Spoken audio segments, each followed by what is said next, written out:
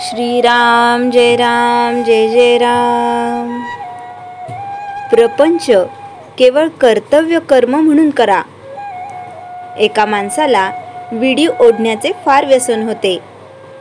तो आजारी पडल्यावर त्याने डॉक्टरांना सांगितले की मला तुम्ही औषध दिले तरी मी विडी सोडणार नाही। त्याचा डॉक्टर फार हुशार होता। त्याने त्याला एक गोळी देऊन विडी ओढण्यापूर्वी ती तोंडात धरीत जा म्हणून सांगितले। त्या गोळीमुळे विडीच्या तंबाखूचे विष त्याला बाधत नसे। तसे आपण प्रपंच करताना वागले पाहिजे। प्रपंच आम्हाला सुख देईल ही आमची कल्पनाच नाहीशी झाली पाहिजे। म्हणजे प्रपंचाची हावई कमी होईल आणि नंतर कर्तव्यापुरतेच आम्ही प्रपंचात राहू। जोपर्यंत प्रपंचाकडे आमची दृष्टी आहे तोपर्यंत आम्हाला समाधान कालत्रयीही मिळणे शक्य नाही। प्रारब्धाने प्रपंच आला आहे तो कर्तव्य कर्म म्हणून करीत जा, पण त्यात सुख मिळणार आहे या कल्पनेने तो करू नका। प्रपंची लोकांचा स्वभाव फार विचित्र आहे। त्यांना खरे सांगितले तर ते आवडत नाही। वास्तविक आपण प्रपंचातले संबंधी लोक कामापुरते एकत्र जमतो। 5 जण मिळून प्रपंच बनतो। त्यामध्ये प्रत्येक जण स्वार्थी असतो। मग सुख एकट्यालाच मिळणे कसे शक्य आहे? नुसता प्रपंच तापदायक नाही, आकुंचित प्रपंच तापदायक आहे। आपले खरे समाधान भगवंताजवळ आहे। ही खूणगाठ पक्की बांधून प्रपंचात वागा। ज्याप्रमाणे व्यापारात नफा व्हावा म्हणून व्यापार करतात, तो होत नसेल तर व्यापारात काहीच तथ्य नाही। तसेच प्रपंचात समाधान हा नफा आहे।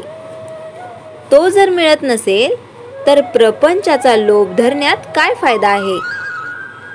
तुझ्या असमाधानाचे कारण नक्की सांग, असे जर आपण एखाद्याला विचारले तर त्याला खात्रीलायक कारण सांगता येणार नाही। याचा अर्थ असा की तत्वदृष्ट्या समाधान व्हायला खरोखरीच कशाची जरुरी नाही, पण ही गोष्ट कुणालाच पटत नाही। आहे त्या अवस्थेमध्ये आपण आपले समाधान टिकत नाही आणि पाहिजे ती वस्तू मिळाली तरी आपण पूर्ण सुखी होत नाही। कैदेतल्या माणसाला मी सुखी आहे असे वाटणे कधी शक्य आहे का? तशी प्रपंची माणसाची अवस्था आहे।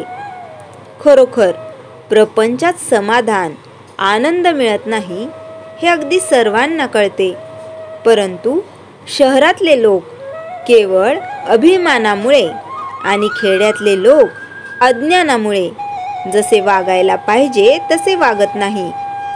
या प्रपंचात राहून सुद्धा भगवंताचे प्रेम आणि समाधान आम्हाला कसे मिळवता येईल याचा आपण आधी विचार करायला पाहिजे।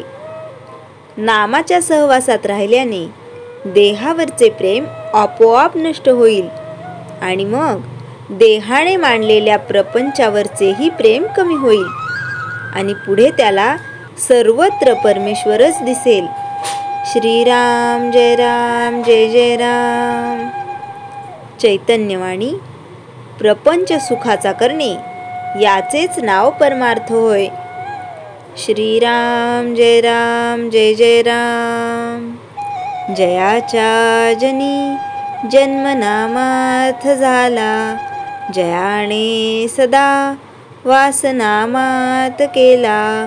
जयाच्या मुखी सर्वदा नाम कीर्ती, नमस्कार त्या ब्रह्मचैतन्य मूर्ती। श्रीराम जय जय राम।